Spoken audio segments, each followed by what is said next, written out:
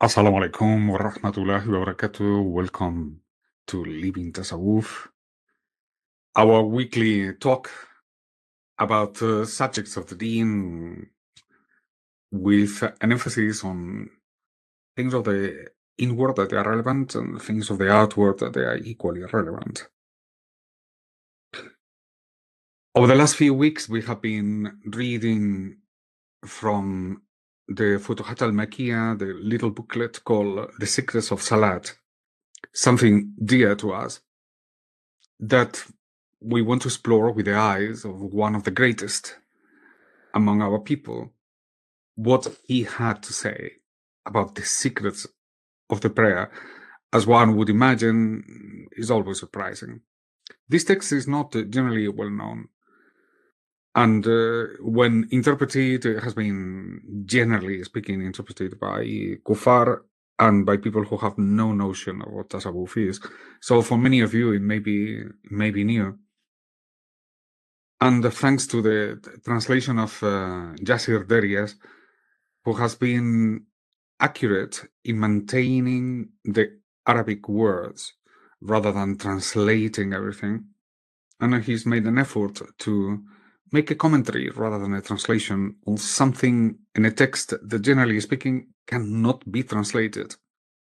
There is no word in English to express many of the ideas that they are presented in the Arabic. So we kept the Arabic word. So it's important that alongside with you, if you take notes, if you have the habit of taking notes, which I recommend, bear in mind some of the words that we're going to be speaking about, and how, on the basis of these, we're going to construct a reading of what Ibn al-Arabi is saying that is hopefully useful to you. It brings you closer to Allah, improves your prayer. We have been covering, as Sidi Yasser has expressed, we started with the times of the prayer, amazing. And then we have covered the adhan, what is embedded in that, in those words, how they prepare you, how they illuminate, how they highlight what comes into the prayer. And then we come into the ikama, which is in some way a reduced version of the adhan, according to some interpretations, even higher than the adhan. And what he has to say about this in terms of the rulings that they come alongside with the ikama and the form of the ikama. Then we will continue with the qibla and so on. So let me just read a little bit of Muhyiddin ibn al-Arabi, just to give you a taste of his language, and then we will bit by bit enter into what is that he is articulating. At times, what he highlights are things that transcend the very argument about ikama or the qibla, and it tells us something about how do we relate to Allah subhanahu wa ta'ala, and how it is that, generally speaking, we understand things like responsibility, commitment, destiny, power, consent, etc. We will try to navigate through this, highlighting those parts of the text that, in my view, they respond better to what is generally presented as a didactic approach to the letters of the Shaykh. So this chapter called Ikama speaks about the Salat Ikama, and in the following way. The Ikama has a ruling and a form. As for its ruling, people differ. Some say that it is an emphasized sunnah for individuals and congregations, more so than the adhan. Some say it is obligatory, fard, which is in the madhab of some of the literalists. So the people who looked into the letters of the text, they have said, among them there are some that say that it is obligatory if they mean it is an obligation of Salat itself, such as the Salat is invalid by its omission. If they do not say that, so among the people who say it's obligatory, some people say it becomes the omission means the end of the Salat. Among those people who say it's obligatory, some say, as I said, invalid by omission, and others, they say that the Salat is valid, but there is something that has been omitted. So you have missed the Iqama, but you haven't missed the prayer. And so these are two opinions. Some say that one who commits intentionally, who omits intentionally, so I say, I know I have to do it, but I refuse to do it, then to them the Salat is invalid. So maybe somebody has forgotten and they has prayed, the prayer is valid according to some people, some invalid. But if they do it intentionally, these people say then the prayer is invalid, like for example, the people of the madhab of Ibn Kinana. Then Ibn al-ʿArabi says, my Iฺtibar, this is my inner spiritual consideration, my understanding of the matter is as follows. Regarding the ruling, Iqama for the sake of Allah is an indispensable obligation. As for Iqama, what Allah has commanded us to establish for Him, our approach depends on the Qara'in al-ahwal. You don't need to remember this word, but it means depending on the context. Now, what he's saying here is that as for the Iqama in regard to Allah subhanahu wa ta'ala, in other words, as an spiritual obligation, you as a Sufi, for you is obligatory. But as in terms of what Allah has commanded, in other words, the Sharia, our approach, our answer depends. So in other words, we make it obligatory on ourselves, but when we have to judge other people, we have considerations. Now that sounds a little bit strange, saying that the Sufis they put upon themselves a higher obligation than they will do for others. So it is not allowed for you to forget. You can't forget it. For you, it's obligatory. If you make a mistake, you go and fix it.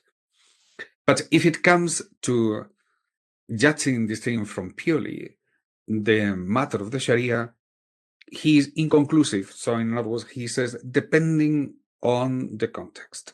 In some cases, it is the mistake has to be renewed. It's not that punishment around, but there will be only if the person says that I know, but it is not obligatory for me, where the case is not a question of the Iqama, it is disobedience. It says, I don't care.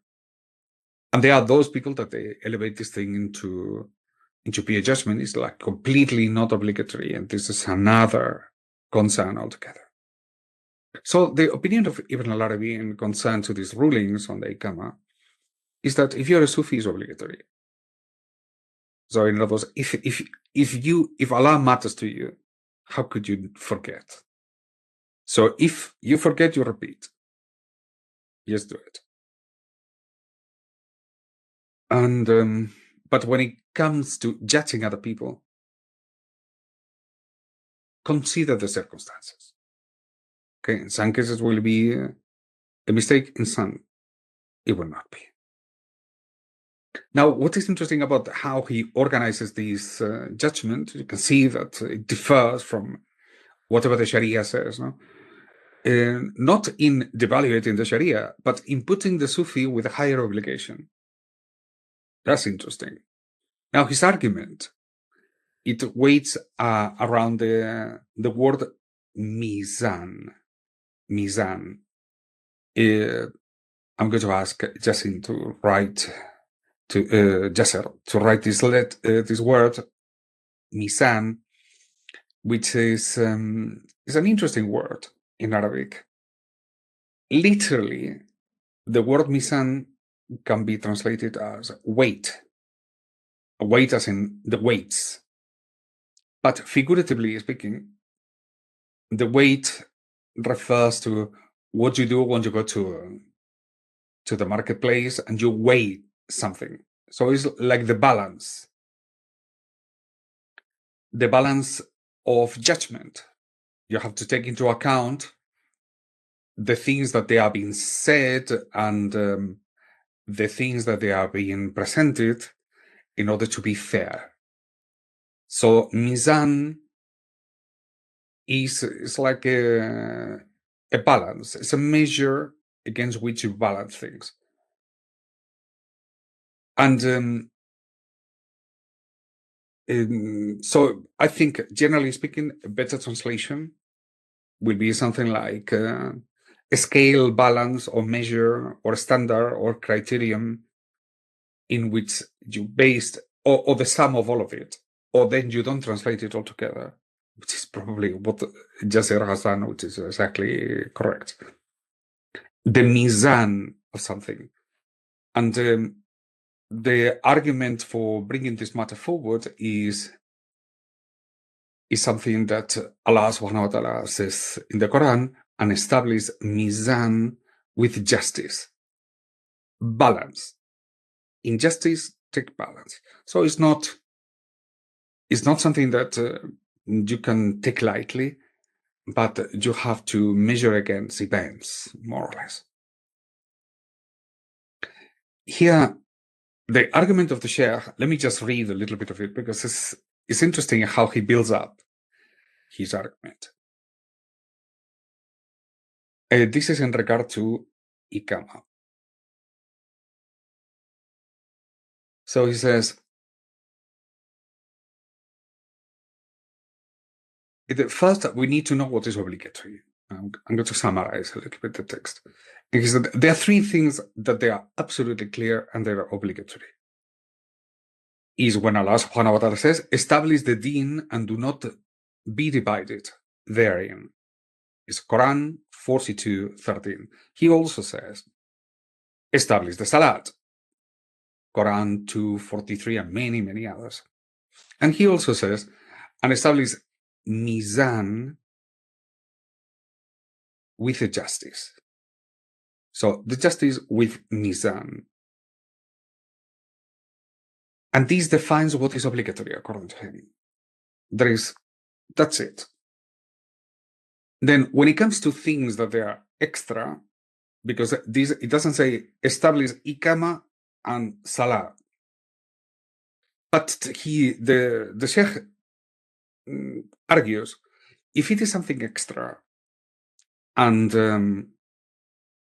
you are a person aware of Allah, spiritually speaking, this is obligatory. Okay, but in consideration to some other people, then establish a balance between the facts. There's the intention, maybe for God, etc., etc. And what he says, it could be that he's doing something, what is obligatory, below what is obligatory, or over what is obligatory. Another mistake, one will be omission, another one is to add things to the Iqama. There are people who do that. They exceed in the things they say, and they include statements that they don't belong to the Iqama. So what is the judgment? Depending on the conditions, depending on the intention, because he may add something that is harmless, or he can add something that it breaks the intention, the purpose, the obligation that comes associated with the Iqama.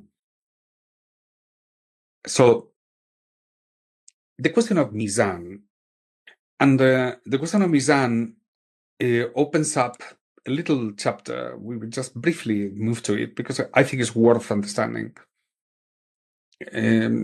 This notion of,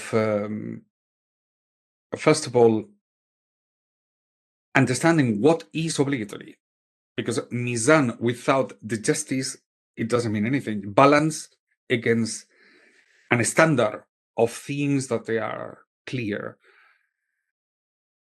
is so imagine Nizam in the language of Ibn al-Arabi as a paradigm of how to read Allah's commands.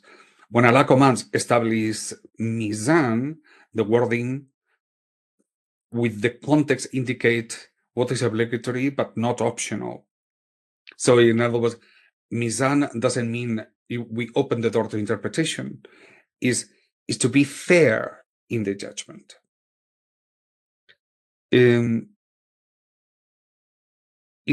not a physical scale, Mizan.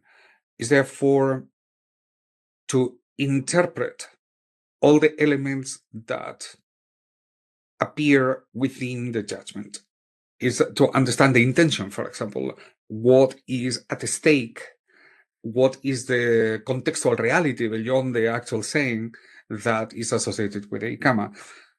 Iqama, in historical terms, it has been an instrument of choices and changes, sometimes guided by political interest. The Shia, for example, they have their own ways of calling the Adhan, and throughout the history, there has been groups that they have added new things to the Iqama. And we live in Sidney Isa, alayhi salam, or the king of this or the king of that, which it has no space within the Iqama, because what you are doing is we establish the prayer, and you have to focus essentially in what the prayer is, and not adding new things. So it's not an optional interpretation, but is to consider what is being said. Omission, on the other hand, will be of the nature of taking something away that has been well established as a sunnah. And what are the conditions? Under what circumstances? The question of forgetfulness or something slightly worse. I know it's obligatory, but I decide not to do it. Okay, this is the themes that they surround the Iqama. This is what Ibn al-Arabi calls the rulings. So his position, as I said, is clear. If you're a Sufi, it's obligatory, end of the story. So in other words, if you are a person whose concern is with Allah, no question. If it is a question that you have to judge another person in regard to the Sharia, even though you have put upon yourself such a hard criteria, with other people, you take into consideration what is happening. This is more or less what he said. He also, I think Ibn al-Arabi signals something deeper, an inward reading, because all this commentary, he does it under the general consideration of what he calls Iţibar. He literally says, Iqama, for the sake of Allah, is an indispensable obligation. So in other words, inwardly, you cannot get rid of it. And by pairing Iqama with Nizam and Iţibar, he implies that the Mizan for him has the sense of an inner balance. Inwardly, he said, I know what the Sharia has to say, but inwardly implies that it gives Allah his due right. and gives people their due right, and balances obligation with what is supererogation, what we generally speak as nafila. Give a little bit of space, no, more or less, depending on the context.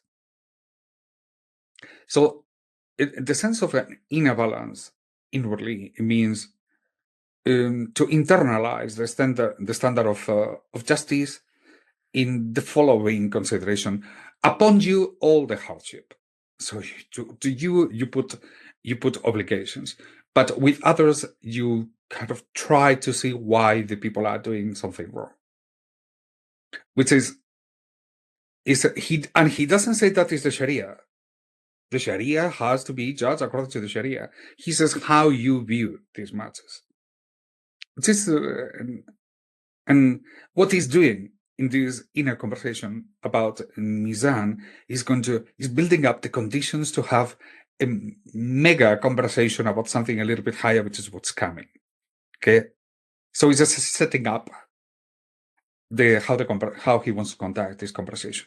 So generally speaking, he doesn't elevate Mizan about the Sharia. He just put it alongside with the Sharia, no? And he, in the same way that the ayat of Quran says, you need Mizan with the justice. Okay. Then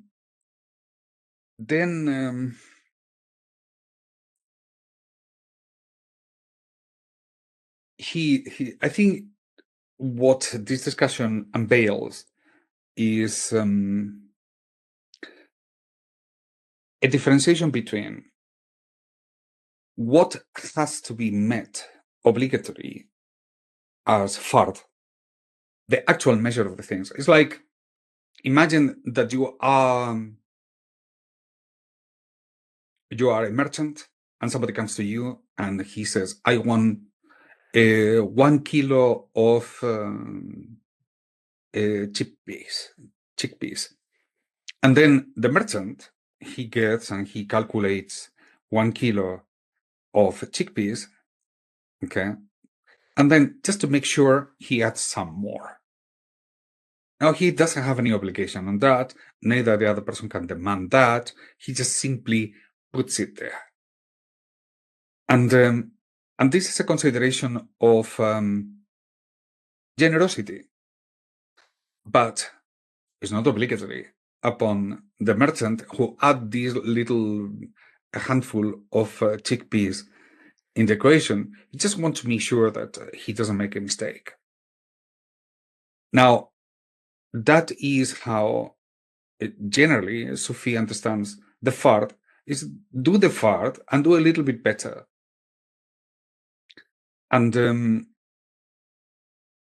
But if somebody doesn't do it, then that's okay.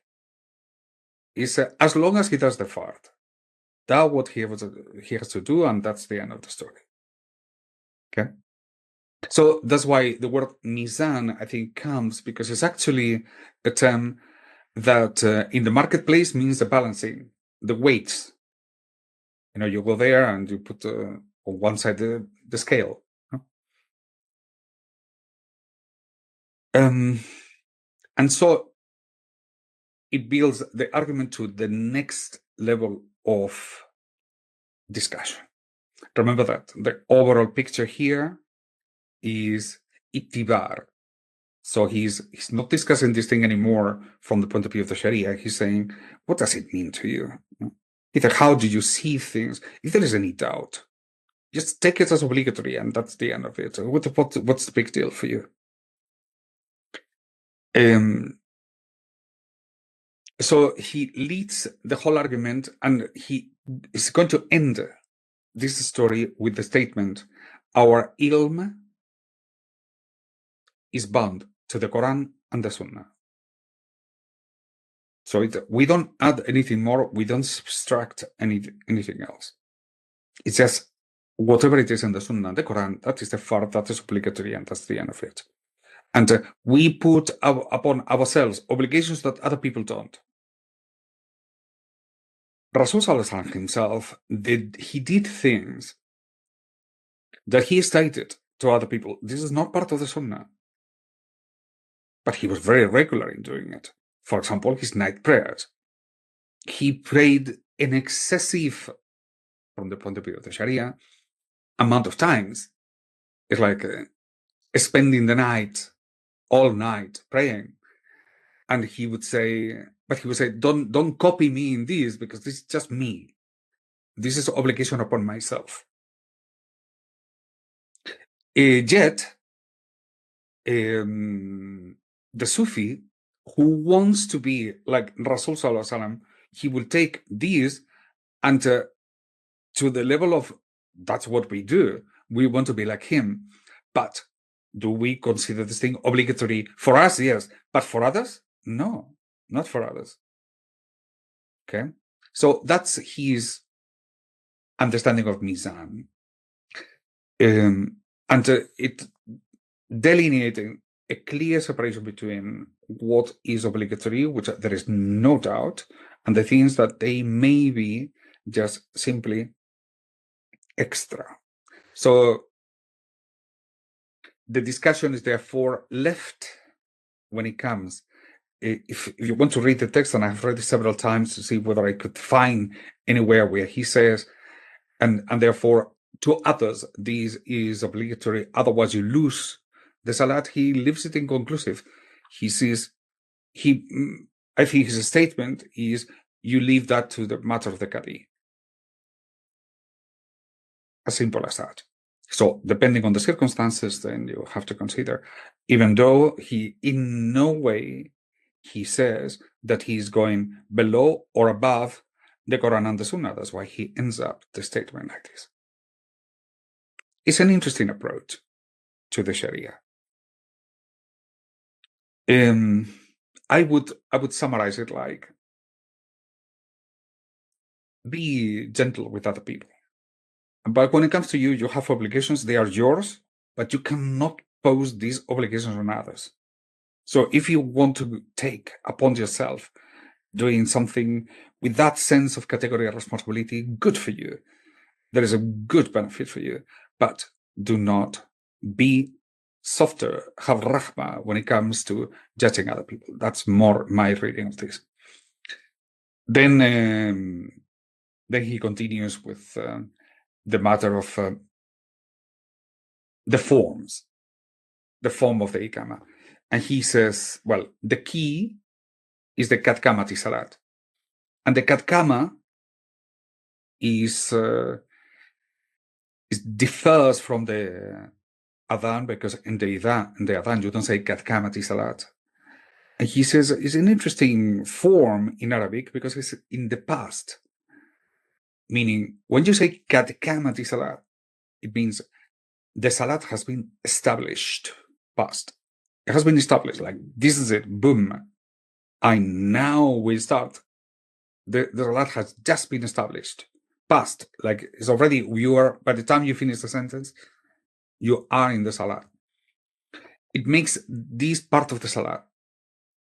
And then he opens a discussion about what is the meaning of this and the solemnity of this statement of the Katkama, saying it is so real that if a person were to die after listening to the Katkama, he dies immediately after. His Salat is complete. And this is by a number of statements that it is the case. So the Sheikh pays attention to this event. He said the establishment of the Katkama is a reality. It changes everything. It alters the reality, or establishes reality, or builds up reality. It becomes an event. So when you say Katkamati Salat, bang, this is big. From that moment onwards, the Salat has just been not initiated. You are in the process. It's the proclamation that you are in Salat. So the case he focuses on the case of the person who dies before he actually can conclude the prayer. So he says, but the person who dies, he comes and he says, but I wanted to pray. I wanted to pray, but since you took me away, I couldn't do it. And Allah, in His generosity, He rewards him with the complete salat. He even says, even if he would have done the salat with some form of deficiency, you could do a salat that is deficient, simply because you are not there, because you are not paying attention, because of whatever, a number of reasons. But the person who is sitting down there and dies after the Iqamah, Allah rewards him with a salat complete and perfect, even better than what it would have been. Then he goes into what is the meaning of this event and this narration, which is known in terms of implication. And not he doesn't ask why, because you never ask the why of what Allah does something, but he gets an interest in the topic and opens up this event of the Katkama. What's happening here? That it theoretically it almost like completes the prayer. It's like it takes you into the prayer, even though you have not even started yet. Theoretically, this is all before Salat. But the Katkamati Salat inaugurates a process whereby clearly your intention has been set, and therefore the Salat, in a way, is completed, as if the intention of the Salah is already in the eyes of Allah. This is the Salat itself.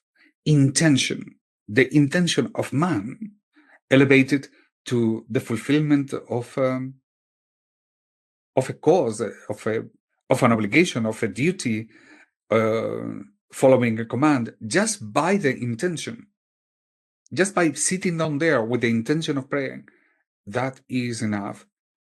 And even al-ʿArabi, he says, oh, what's happening here?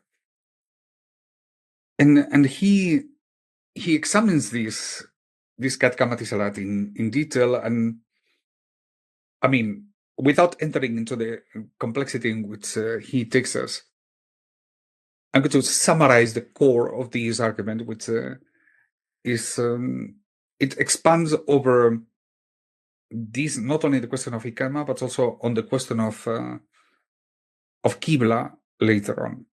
Generally speaking, we can discuss, this discussion is about an ayat of Quran where Allah subhanahu wa ta'ala says, with Allah al-Hujja al-Baligha,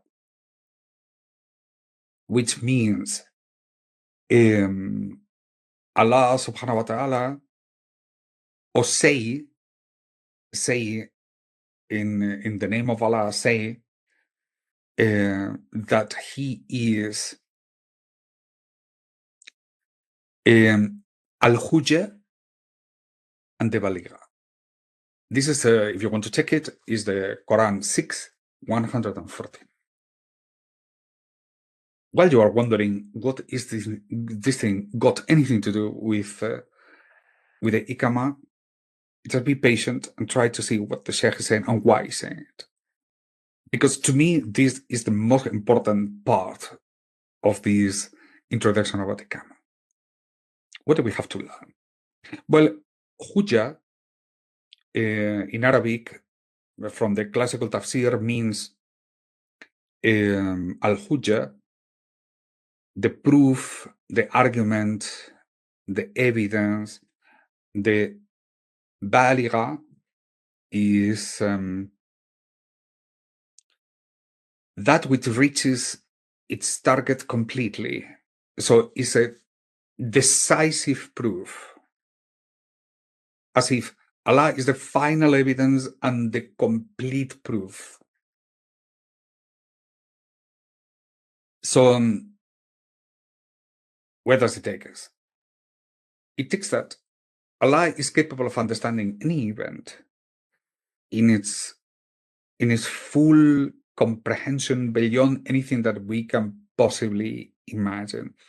When he looks at our actions, for example, he can understand the why, the when, the what, the purpose, the intention, the consequences, what it comes before, what it comes after. Complete justice. He has complete comprehension of the evidence, and he is completely justice, penetrating to the smallest of the details.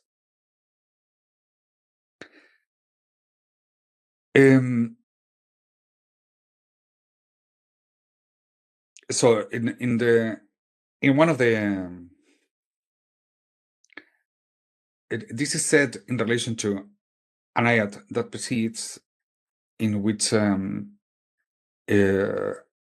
subhanahu wa ta'ala speaks about, if Allah had will, we would have not associated partners and forbidden such and such. Like they were saying, if we would have known about Allah, then we would have not done what we did, as an excuse. And then Allah responds, say that Allah has the full proof, the evidence, and it has a complete, perfect, decisive, fully penetrating understanding of the matter, leaving no room for counter argument or excuse.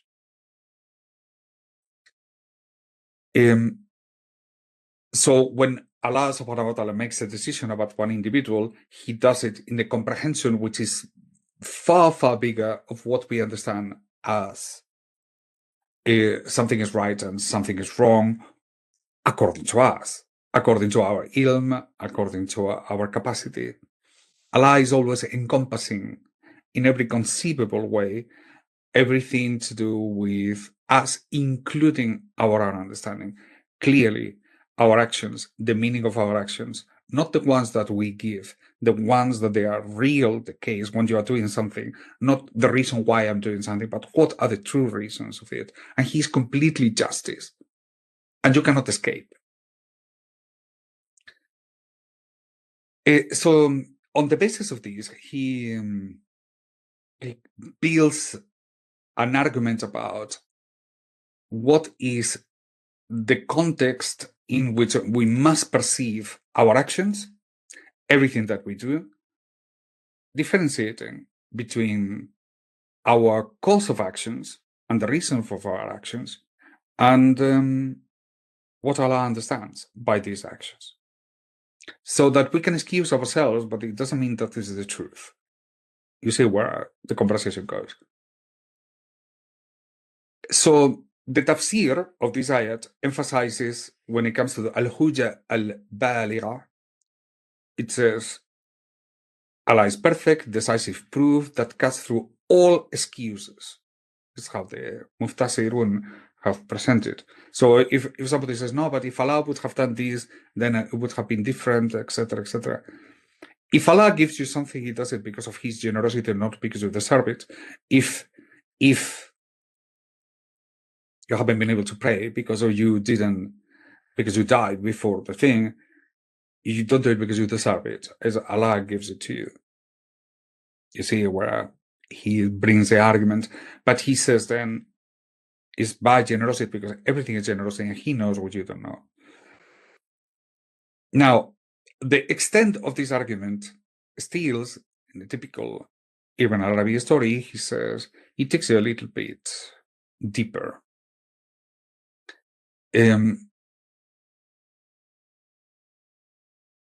Not only just the event of dying before the Salat,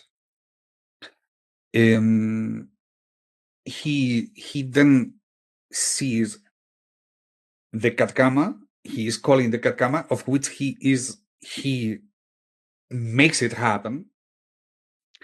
And then when it happens, and then the person dies, and Allah chooses that, And on the basis of this, the ruling is not what you may see and observe and therefore have a conclusion, but this is the full extent of all that event from beginning to end is part of the knowledge of Allah subhanahu wa ta'ala. Don't come to any conclusion before recognizing that He is Al-Hujjah and He has all knowledge and all depth knowledge of all the event. Why this thing is of any value, you will ask yourself. What does it take, even al-ʿArabi, and much more important?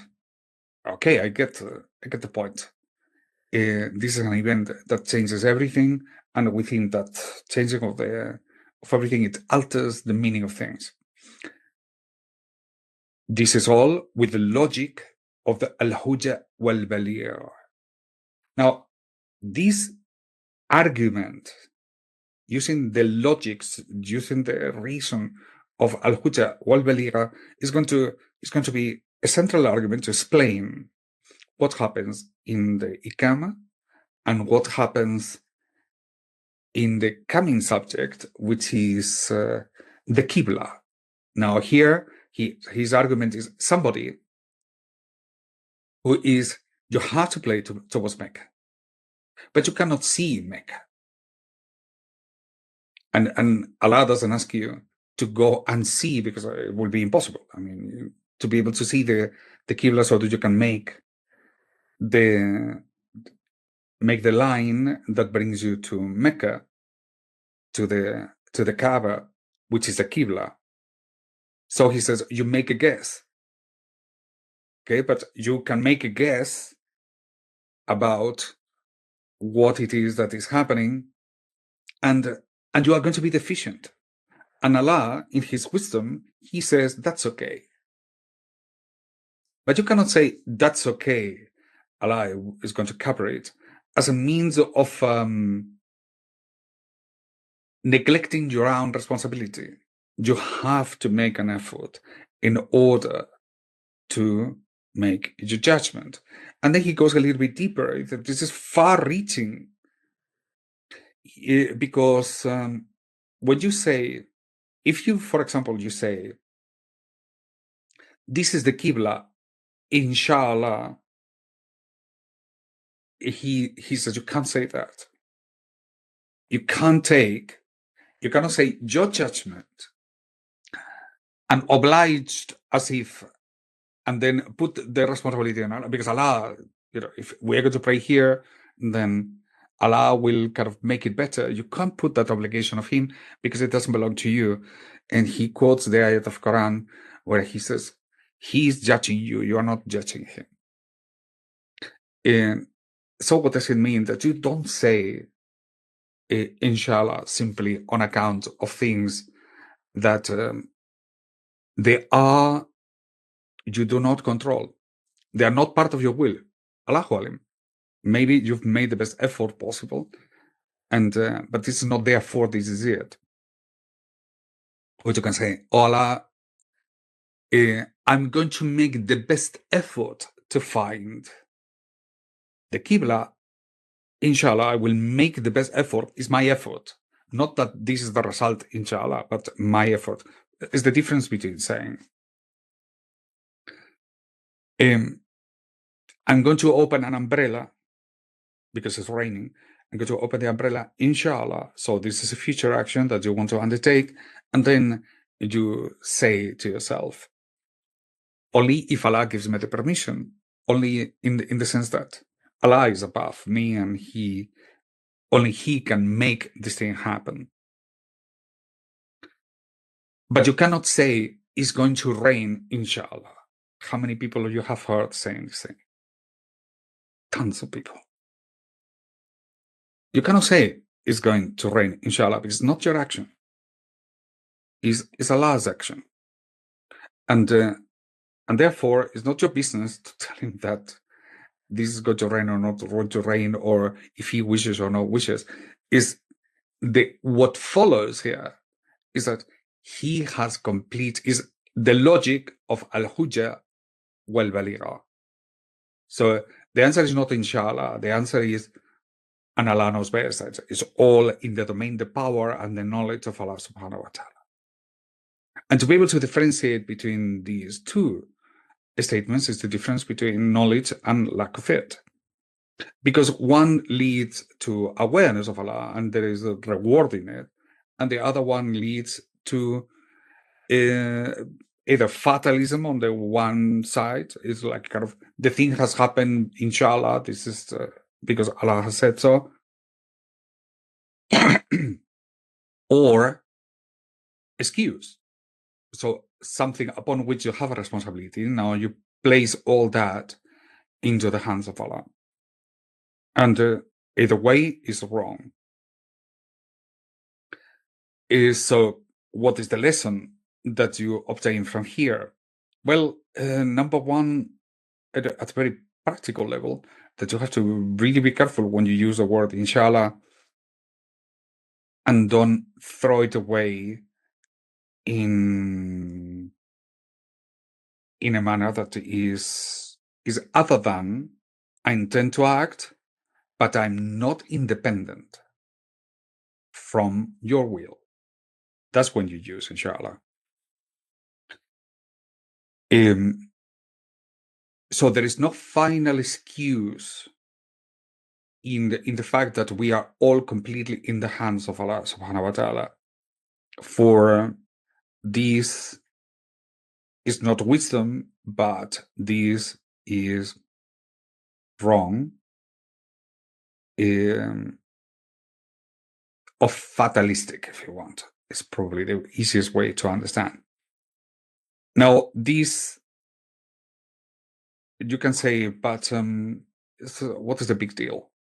You know, it's just a person who doesn't know on the matter. You should correct them if somebody uses inshallah beside the proper meaning, which is I want to do something, but it is completely dependent. I'm dependable on the will of Allah subhanahu wa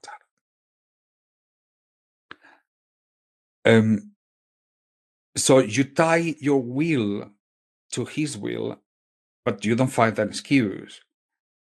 So I'm going to do something X, whatever, inshallah, that is my action, like opening the umbrella, inshallah. That's fine, because you're expressing I intend and choose to do this, so I am responsible if I neglect it, but my power is contingent. I can only do it if Allah actually enables it.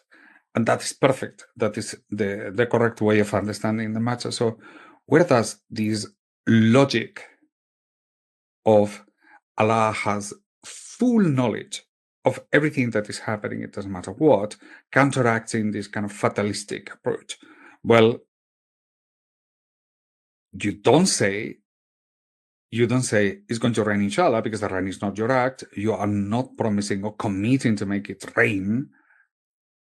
And whether it rains or it doesn't create moral blame or reward for you. You don't get rewarded or blame in any case. It's just so inshallah in its proper place is tied to I intend to do such and such, but I am not an independent cause. If you are not the cause in the first place, don't use it. So I am sure that still this doesn't seem to relate to anything. But let's take, for example, a case that is very typical of our age. Is the question of riba. Allah clearly states in the Quran, riba is haram. Not just dislike, not just better to avoid. It is a war declared from Allah and His messenger.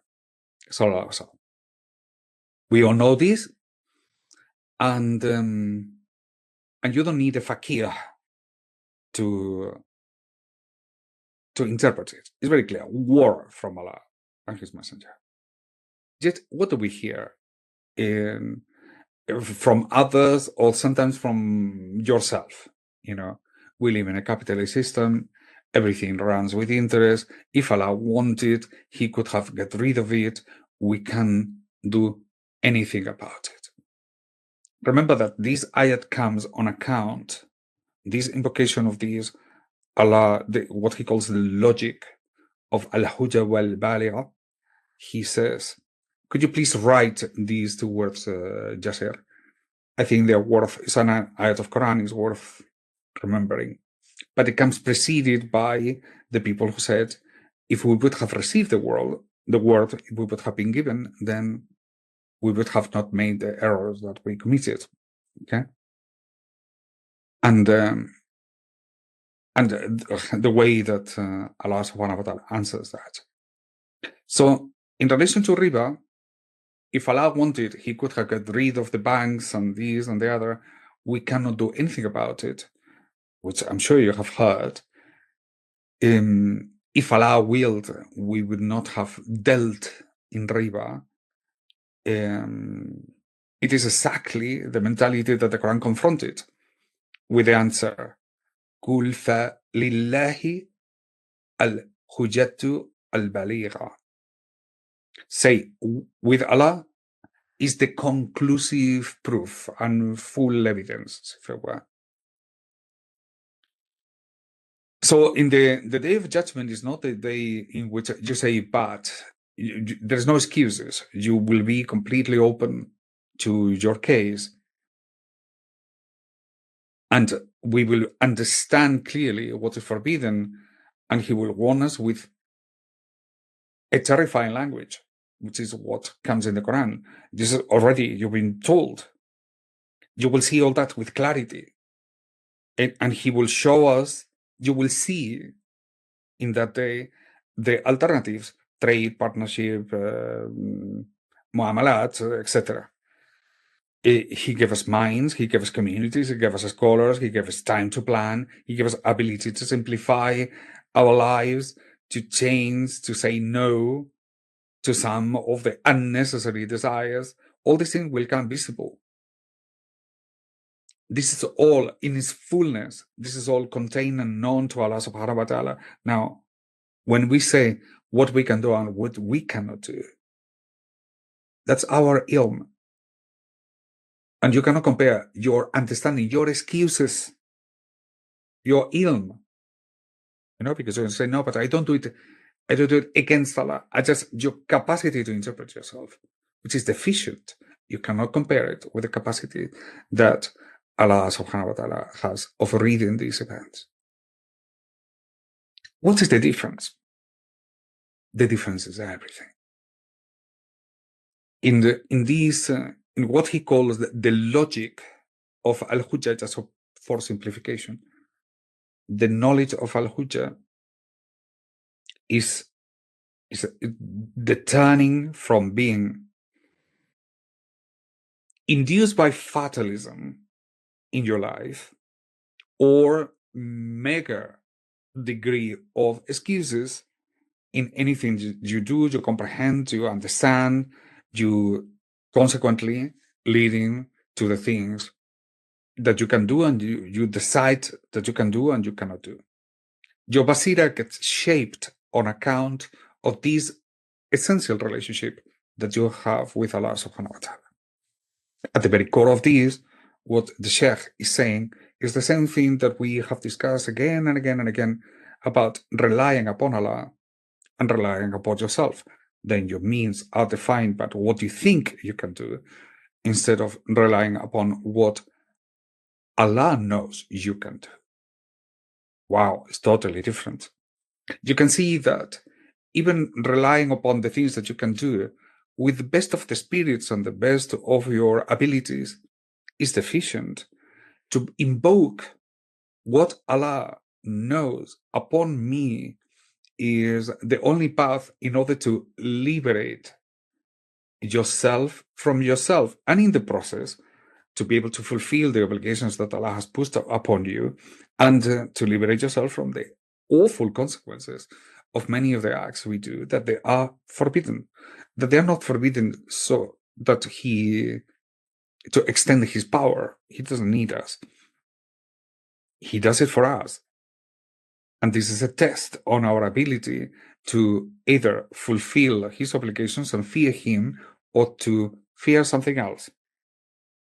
And then on account of that, then your understanding of the world becomes clearer, or it becomes enclosed with excuses and fatalism.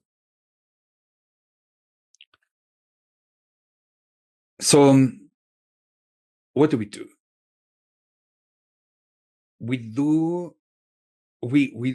deny that the reality of the system as it stands is heavy and difficult and oppresses us, and we affirm that we do this thing to ourselves.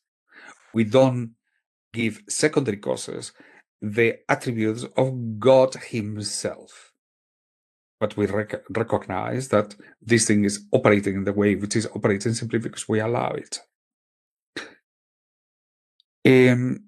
So are we dominated by riba? Some people have heard it 1,000 times. But avoiding it is completely hard. Or sometimes people are born into debt and structures that they did not choose. Okay? And this is just common. But this is not wisdom. You are not dominated by riba. You are dominated by Allah subhanahu wa ta'ala. That's the very notion of al-hujjah. And you can certainly cannot say. You cannot say. Either with no intention of doing anything, either riba will be eliminated, inshallah. In my years doing this dawah on this question, you cannot imagine how many times by people that they are theoretically sheikhs and in fiqh, theoretically in tasawwuf, etc., saying these kind of things. Unbelievable. They despise any capacity of even the slightest humility before the subject. They don't care. They don't understand it. There should be a little bit of shame in saying something like this. They don't. And so when this discussion about the wisdom of al-hujjah, that Allah is al-hujjah, it brings about a renegotiating, re-understanding, reinterpreting the entire matter of life, not only just in concern with the question of the Iqamah and the Qibla and your responsibilities, both in doing it or not doing it, or the Qibla, do you really care where it is and where it's not?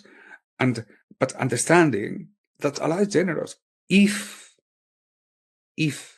you understand your limitations, but do not put upon Allah obligations that they don't belong to him, as in the problem with riba is that he is allowing this thing to happen.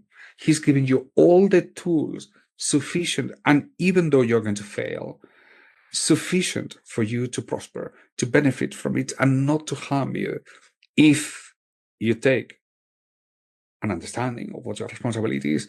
And yes, you are limited. Known that is a fact. And Allah has all the power to do it, yes, and this is a fact. And Allah, in all his wisdom and in all his understanding, with all the proofs, know exactly what you are doing or what you are not doing. And he has not put upon you a weight that you cannot bear. So it is upon you to recognize your obligations, your limitations, and put a balance upon the things that they are fard upon you. Now, this is in the word of Iţibar. So remember what we said at the very beginning of this discussion. He said there are obligations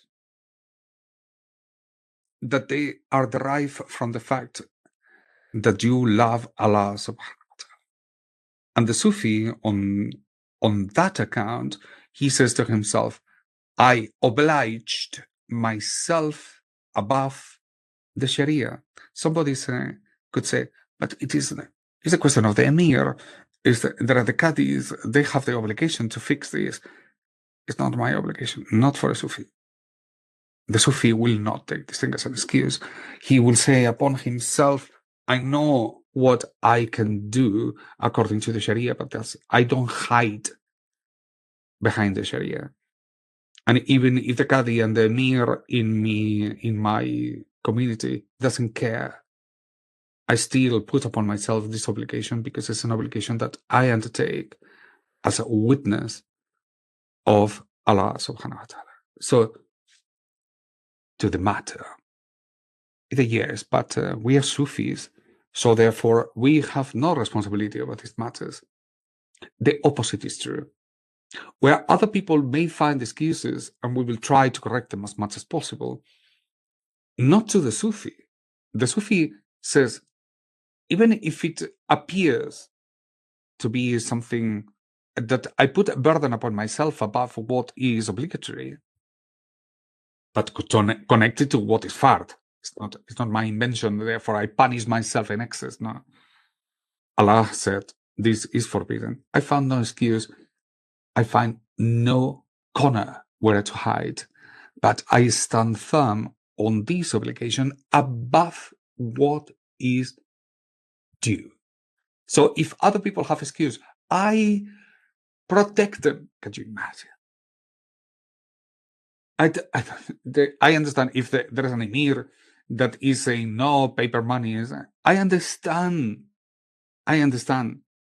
that it's very hard on them to do it. But upon myself, no. Upon myself, I take the first step. I move forward. I take the first bullet. Because the people hesitate because they think it's difficult for them. Not to us. We put upon ourselves an obligation that extends to what other people are not doing. I don't hide behind the majority of the people don't want to do anything, because I understand that Allah has given me speech, has given me hands, and has given me a command, and that is enough for me to act upon. And I take that as my commitment, my obligation with Him, without any further excuses.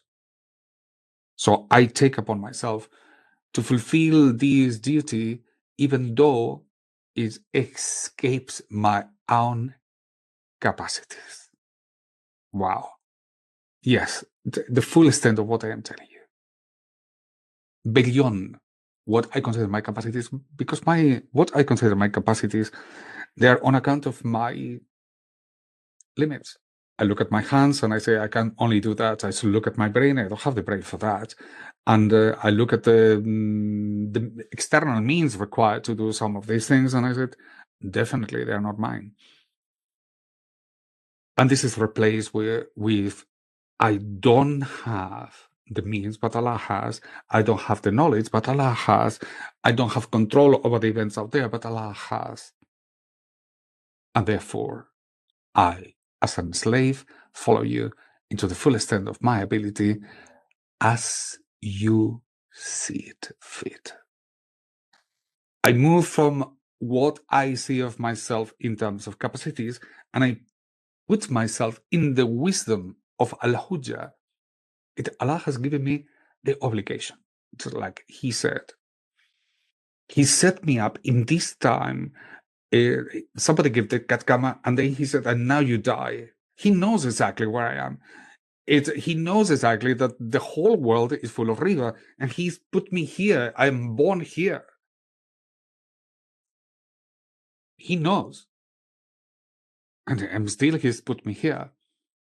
I don't say to myself, therefore, given the circumstances, I don't have any obligation. I say, Allah knows what He's doing. And He has still put me here, and He has given me these obligations just like He did to the people of the past. I see in that a door to re-understand my own capacities. I see in this to understand my own potential in terms of the obligation that Allah has given me, not on account of my powers. If I think like a madman, naturally. I think if Allah has given this obligation to me, my capacities are there. And if my capacities are there, then I'm yet to discover what I can do on account, not on my strength, but this is the beauty, on account of the wisdom He has manifested by the command He has given me. Wow, the proof of who I am is the commands that Allah has given me. The fact that He has told me, you have to do this thing, is the proof that I can do it. My wisdom, I seek not on account of looking at my excuses. I become capable of myself on account of what Allah has guided me towards. That is so immense. And so what is the hujjah then? That I take full responsibility of my obligations with Allah subhanahu wa ta'ala in disregard of what my nafs tells me I can do and I cannot do. I, nevertheless, when I undertake to do anything, I do it on account of I will fight in your name, I will establish the market and forbade riba, inshallah. But I don't say capitalism will disappear, inshallah. That's not your command. How many times you have heard this? Well, if you are not aware of this, then go out and listen, and you will see. It's ignorance. But that fatalism formula, it can only be cured with recognizing, say, that Allah is al-Hujjah, al-Baligha. I don't know how to pronounce it properly. Jasir, did you want to intervene and actually pronounce this ayat correctly? If you're around. I give you some time to find the ayat to get the Arabic, and then you read it. So, but to understand what I'm saying, in this long discussion he has, and is going to continue it, what happened with the Qibla, no? Well, I don't know what the Qibla is. Your obligation is to make every conceivable effort in order to find what the Qibla is. But you cannot say, and therefore my decision, that is the will of Allah. As if this is now the decision of Allah. No. You have to take a step back, and you also say, in my will, inshallah, means you are in charge, but recognizing that I cannot escape.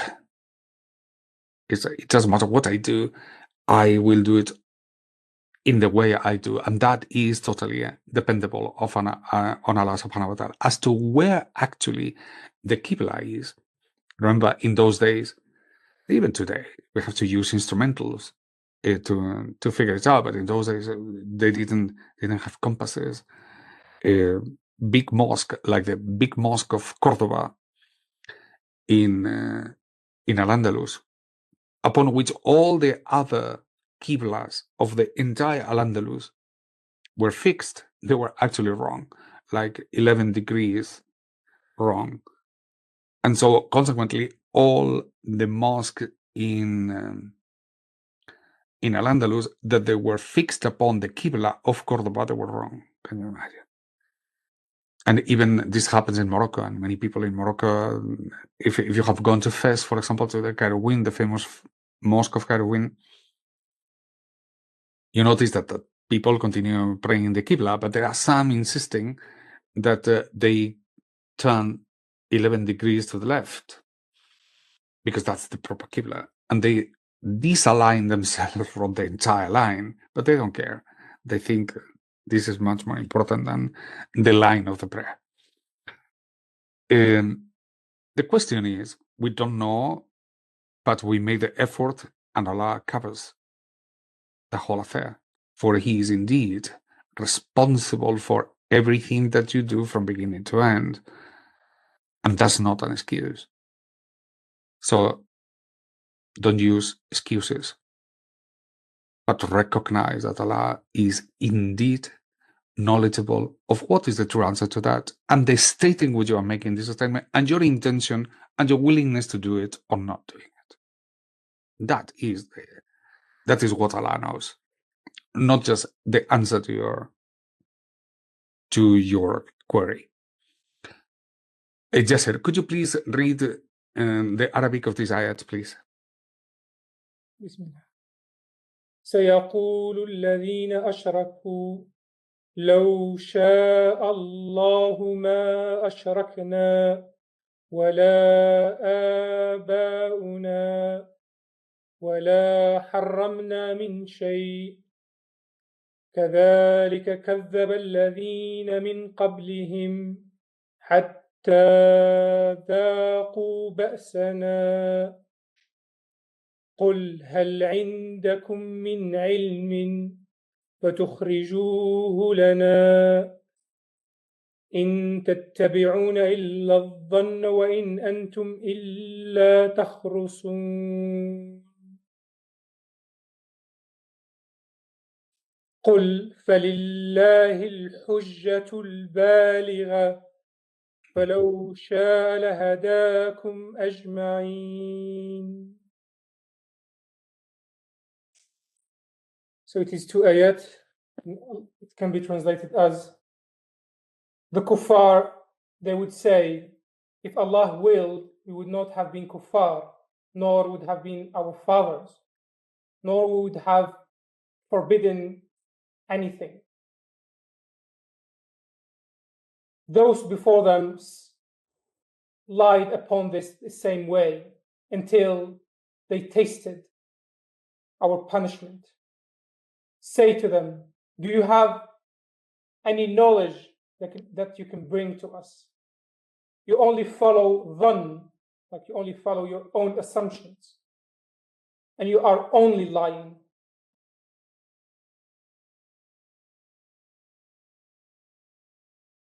Say, with Allah is al-hujjatul baligha. If He will, He would have guided all of you.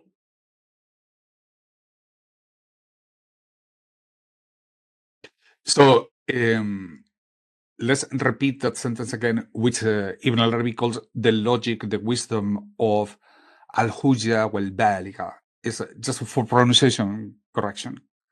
Al-hujja wal-baligha. قل فلله الحجة البالغة.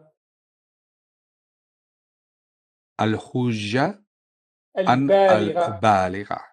Okay, well, just for the correct pronunciation, because if you are going to pronounce it, it's worth doing it from somebody who actually knows how to pronounce Arabic. And do you mind to repeat it 3 times as slow as possible? Al-hujja wal-baligha. الحجة البالغة. الحجة البالغة. الحجة البالغة. So, in summary, thank you, Sidi Jasser. That instead of this fatalism that is pure excuse, remember, don't come and say, if Allah would have fixed capitalism, I will not be in this position. Say that Allah will be just because He is al-Hujjah and He is al-Baligh. So we just leave it here. We will continue with this topic of what comes before the prayer. I wanted to put an emphasis on this because it's central to the discussion on Iqama, and it opens up a discussion that of which we all can benefit. We cannot just simply ignore it.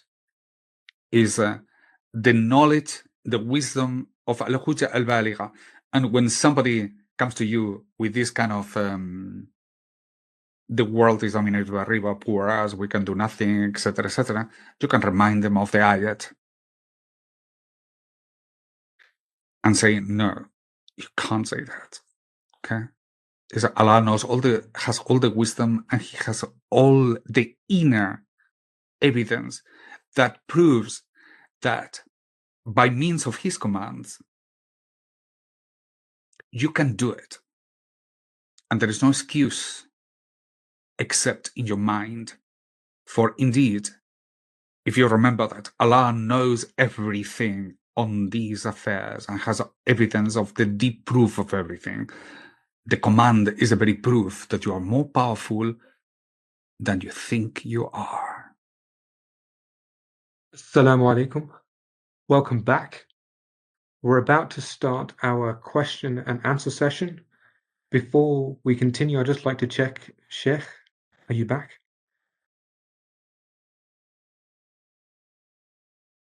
Yes, I'm here. Okay. I just thought before we continue with our question and answer session, I just had a comment and or a reflection I would like to share. And it's regarding the ayah that Sidi Yasr read just before. There are two words that stick out. In the Arabic, it says dhan and takhrusun. And they can be, I would say, loosely translated into like assumption and misjudgment. And the reason why I think it's very pertinent is a lot of the discourse surrounding what to do and what actions we should take around riba, a lot of people get out of it by doing sort of mental gymnastics where we try to find avenues and ways by kind of playing around with the Sharia and saying, yeah, but it's not our responsibility, it's the responsibility of so and such person. You know, when it comes to riba, for example, one of the questions I get, but how is that your obligation? You know, you don't make the laws of the country. Isn't that the lawmaker's problem? But at the end of the day, it's heartbreaking to see the commands of Allah so violated, and especially one which it says in the Quran is war against Allah and His Rasul sallallahu alaihi wasallam. And therefore, even if it is the governor's problem or whoever it is, the fact that it's happening in front of us, it's disturbing. And we have to do something about it. Not because of some rules that people have decided, but because it's to do with the commands of Allah and the love of Allah. They sort of come together, and to see, yeah, I'm sorry, it's just a bit lost for words, but to see them being so violated, it's, you know, it's horrible. And we can't just say that it's somebody else's problem, but we take the responsibility upon ourselves to do something about it. And what this ayah shows is the limitations of those who play around with gymnastics, you know, linguistic gymnastics or whatever it is, to keep things as they are. And then on the day of judgment, when Allah will call all of us to account, these things will be straightened out. That we had the opportunities to act, and we had the means to act. We are just looking again to this ayat of Quran. So whenever you're ready, go ahead. So this is al-Qurtubi, Imam al-Qurtubi writing regarding the ayat فَلِلَّهِ الْحُجَّةُ الْبَالِغَةُ. Al-Qurtubi writes, Allah Ta'ala's statement then with Allah is al-Hujja al-Baligha. Al-Hujja means the argument that cuts off any excuse and removes all doubts for the one seeing it. Based on this, Allah's Hujja al-Baligha is His clear clarification that He is the One, and His, capital H, sending of the messengers and the Prophet. He showed us Tawheed through looking into the created beings. He supported the messengers with mu'jizat, with miracles. And His command is binding upon every mukallaf. Mukallaf is a responsible person. As for His ilm, His will, and His speech, they are ghaib, which the servant cannot access, except for a messenger with whom He is pleased. This is a quotation of the Quran 72:27. For taklif, taklif means holding responsible someone. For taklif to be valid, it is sufficient that the servant is in a state where if he will to do what he was commanded, it would be possible for him. I'll repeat. For taklif to be valid, it is sufficient that the servant is in a state where if he, not capital H, if he willed to do what he was commanded, if the servant willed to do what he was commanded, it would be possible for him to do so. The Mu'tazila, the group of call them philosophers, have created confusion regarding this ayat, which is the next, is the completion of the ayat. فَلِلَّهِ الْحُجَّةُ الْبَالِغَةُ. Allah subhanahu wa ta'ala says, if Allah had willed, we would not have committed shirk. Quran 6:148. They said, Allah has censored these people who attributed their shirk to His will.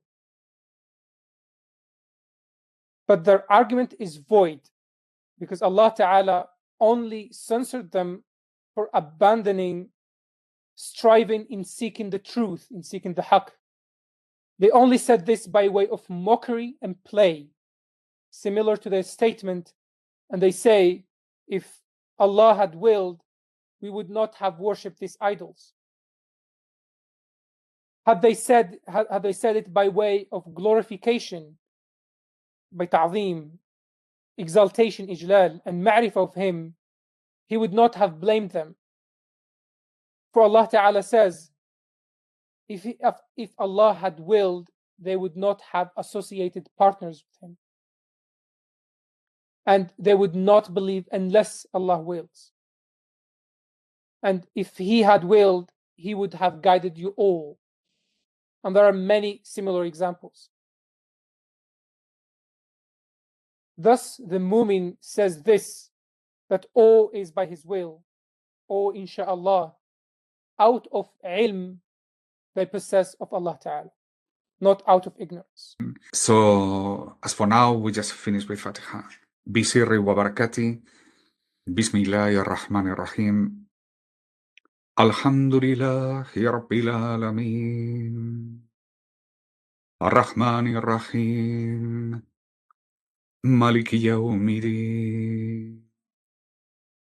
Iyyaka na'budu wa iyyaka nasta'in.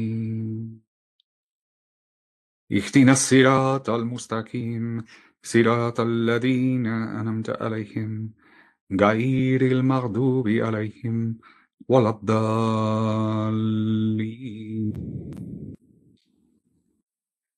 سبحان ربك رب العزة عما يصفون والسلام على المرسلين والحمد لله رب العالمين.